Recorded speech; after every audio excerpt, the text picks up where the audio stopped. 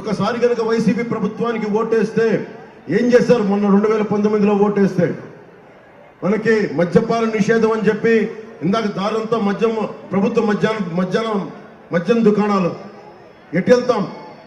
మద్యం దుకాణాలు మద్యాన్ని అమ్మమని చెప్పి నిషేధిస్తామని చెప్పిన వ్యక్తి మద్యాన్ని అమ్ముతా ఉన్నాడు. కూర్చోబెట్టి సిపిఎస్ రద్దు చేస్తామనే వ్యక్తి సిపిఎస్ రద్దు చేయలేదు. అలాగే మనకి ఏ మూలకెళ్ళినా రైతులకి సాగునీరు ఇంటింటికి రక్షిత మంచినీరు ఇస్తానని చెప్పాడు. ఒకవైపు మనకి ఎక్కువ సాగు డబ్బులు కావాలి, కానీ మొత్తం విషమయం అయిపోయిన మన నీళ్ళన్ని రక్షిత మంచినీటి పథకాలు ఉన్నాయి, తీసుకెళ్ళడానికి ఓపిక లేదు. పేకాట క్లబ్లు నడపడానికి ఓపిక ఉంది, దందాలు చేయడానికి ఓపిక ఉంది, మనకి ల్యాండ్లు గ్రాబింగ్ చేయడానికి ఓపిక ఉంది, కానీ ప్రజలకి నీళ్లు అందించడానికి ఓపిక లేదు, గోతులు పూడ్చడానికి ఓపిక లేదు. కొడాలి నాన్నగారికి కూడా నాకేం తిట్టాలని ఇట్లాంటి ఏం లేదు. నాకు మన రాధా గారి పెళ్ళిలో కనిపిస్తే కూడా నమస్కారం తెలియజేశాను. నాకు ఎవరి మీద వ్యక్తిగతంగా కోపాలు ఉండవు నాకు, కానీ ప్రజలకి ఇబ్బంది కలిగిస్తే మటుకు, ప్రజాస్వామ్యానికి విఘాతం కలిగిస్తే మటుకు నా సొంత రక్తమైనా సరే నేను ఎదురు తిరుగుతాను. ప్రజాస్వామ్యానికి నేను ఇచ్చే విలువ. కానీ ఎందుకు భయపడాలి? మనకు హక్కు ఏంటి? ఎయిడెడ్ స్కూల్స్ మూసేశారు, 7,000 పైసలకు ఎయిడెడ్ స్కూల్స్ కాలేజీలు మూసేశారు. ఒకప్పుడు 5,000, 6,000, 7,000 ఇస్తే ఎయిడెడ్ స్కూల్స్ లో మనకి చదువు వచ్చేసేది, డిగ్రీలు ఇవన్నీ జూనియర్ కాలేజీలు. ఈ రోజున కూర్చోబెట్టి ఒక్కొక్కరికి 20,000, 25,000 అదనంగా అయింది. 60,000 మంది పైచీలుగా 5 సంవత్సరాల నుంచి 18 సంవత్సరాల బిడ్డలు చనిపోయారు. ఒకడు మాట్లాడలా. 30,000 మంది ఆడపిల్లలు అదృశ్యం అయిపోతే ఒక ప్రెస్ స్టేట్మెంట్ ఇవ్వడం. దాదాపు 3,000 కౌలు రైతులు చనిపోతే దానికి ఏం చేయరు. ఎక్కడ కనీసం కాలువల్లో పూడికలు కూడా తీయరు. ఎన్ని వేల ఎకరాలు, ఎన్ని లక్షల ఎకరాలు ఒక్కొక్క నియోజకవర్గంలో కేవలం కాలువల్లో పూడికలు తీయక సరైన సాగు జరగట్లేదు. వరి దిగుబడి తగ్గిపోయింది మొట్టమొదటిసారిగా.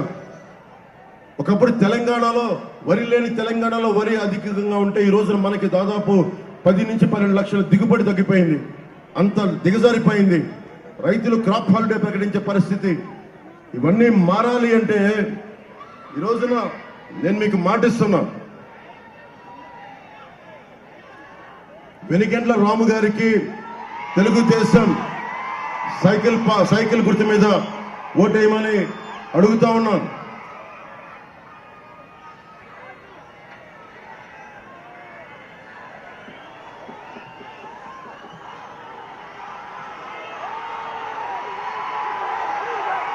రెండు 2019 ఎన్నికల్లో వెనిగండ్ల రాము గారు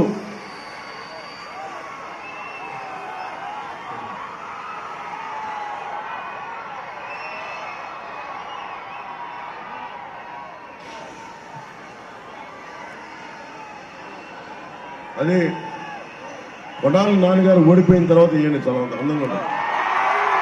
వైసీపీ ప్రభుత్వం పోయిన తర్వాత ఊరంతా చదవండి గ్రాఫిక్.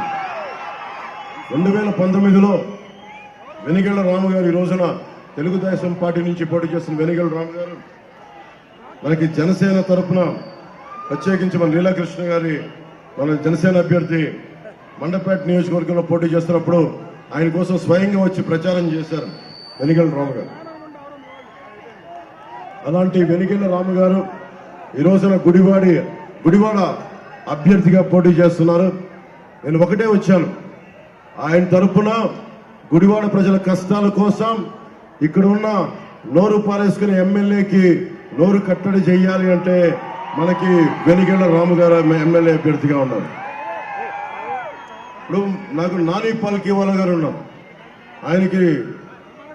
ఆయనకి నేను ఏకలవ్య శిష్యుడు. ఆయన పుస్తకాలు చదువుకొని ఎదిగాను. ఆయన ఒకటే మాట అన్నారు, ఈ దేశంలో దాడులకి, బూతులకి, రాజకీయ నాయకులు తిట్లే బూతులకి, దాడులకి ట్యాక్స్ కనుక విధిస్తే ఈ దేశంలో నిధులకి కొరత ఉండదని చెప్పి, ఒక్కొక్క వైసీపీ నాయకుడు తిట్టిన బూతులకి ఫైన్ కనుక విధిస్తే మొత్తం ఎడ్యుకేషన్ అంతా ఫ్రీగా ఇవ్వచ్చు. అన్ని బూతులు తిట్టారు వాళ్ళ మీద ట్యాక్స్ వేస్తే. తిట్టిన ప్రతి